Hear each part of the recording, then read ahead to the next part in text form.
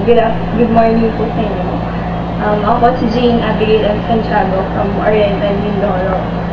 And last April 21, 2008, naoperahan ako ng exploratory laparotomy. Yun yung biggest surgery na pwedeng magawa sa isang tao.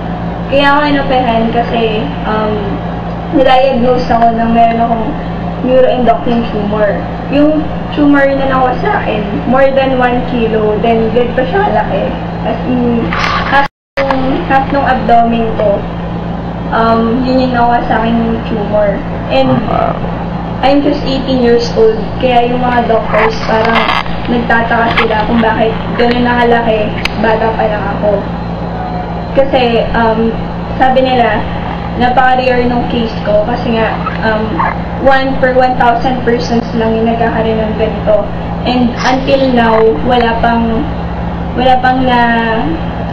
nalalaman na gamot dito or konti pa lang yung alam nila. Parang hindi pa nila alam kahit kung ano yung dahilan nito at saka yun nga, kung ano yung gamot dito. Tapos, dineclare ng mga doctors na cancer na siya. And hindi naman nila ako ma-chemo kasi hindi nila ako ma-chemo dahil hindi applicable yung chemotherapy. Tapos wala rin silang maibigay na gamot. And after 3 months, nagpa-CT scan ulit ako. Meron tumubo ulit yung tumor and kasi laki siya ng cyst. So parang expected ng doctors kung lalaki man siya, parang maliit lang siya. Pero anong nangyari? Kasi laki na siya agad ng cyst, just for 3 months. Tapos, gusto ulit ng mga doctors na operahan ulit ako. Pero after that operation, pag tumubo ulit, operahan ulit ako, tumubo ulit, operahan ulit ako. So, siguro, kumbaga ngayon, kung hindi ako nagpunta kay Pastor Borja, kumbaga, ang mangyayari na lang sa kanya, nag-iintay na lang ako kung kailan ako mamamatay, kung paano mag-disrupt yung body ko, kung paano yung mga organs ko. Parang, hindi ko alam kung ano na yung mangyayari sa akin.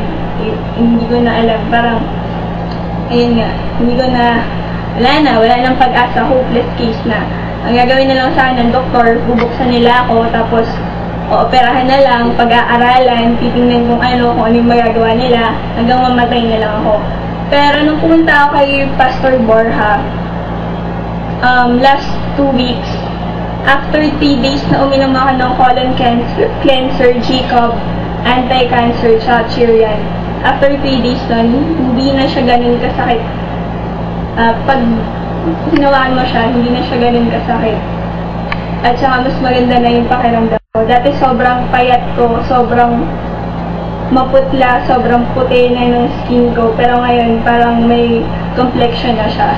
Tapos, yun talaga, nakikita ko talaga na lumit na yung butt. Kasi parang nararamdaman mo siya pag hinawakan mo siya. Sobrang mo mararamdaman. Saka yung ulo ko, yung katawan ko, nagsusuka ako. Ngayon, sumasakit pa rin. After 2 weeks sumasakit pa rin. Pero na-lessen yung pagsakit niya. Tsaka mas controllable, mas tolerable na ngayon. Mas nag-improve ako after 2 weeks. Tsaka lumiit talaga siya. Dati makikita mo talaga para akong buntis. As in, mukha akong pregnant woman. Pero ngayon, lumiit na yung tiyan ko. Siguro konting mga 2 weeks na lang, mawawala na to. Pwede gusto.